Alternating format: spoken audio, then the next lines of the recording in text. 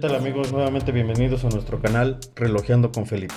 Bueno, pues el día de hoy se incorpora un nuevo miembro a la colección y vamos a proceder a desempaquetarlo.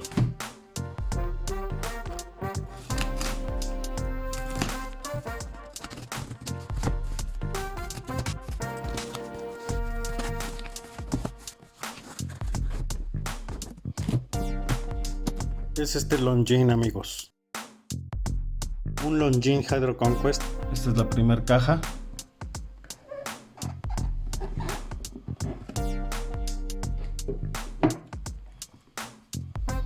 Viene con su paño.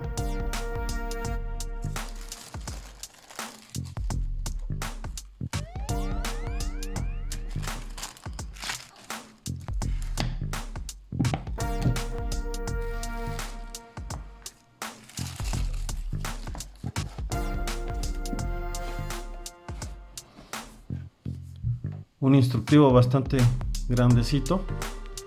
Vamos a poner la caja por acá. Vienen todos los idiomas.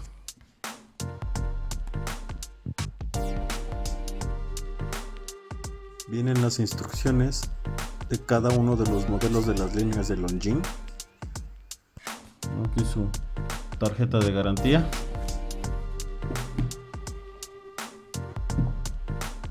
Y aquí tenemos el nuevo integrante.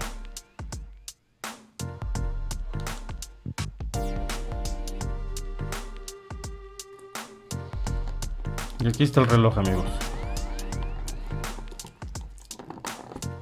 Como les decía, es el Longines con número de referencia L369-645-32. Vamos a quitarle los plásticos.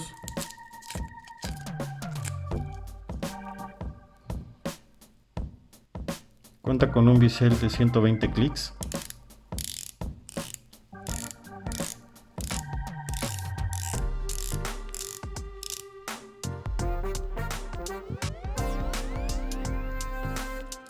Que ya se los mostraré a fondo en la reseña, amigos.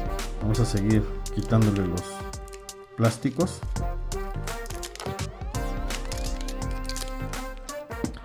En este caso el modelo viene con una correa de caucho, con un broche deployante.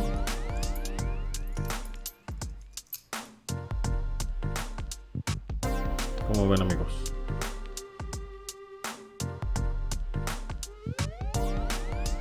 En la reseña les daré todos los detalles del reloj. Como pueden ver, me queda muy grande. Tendré que ajustarlo.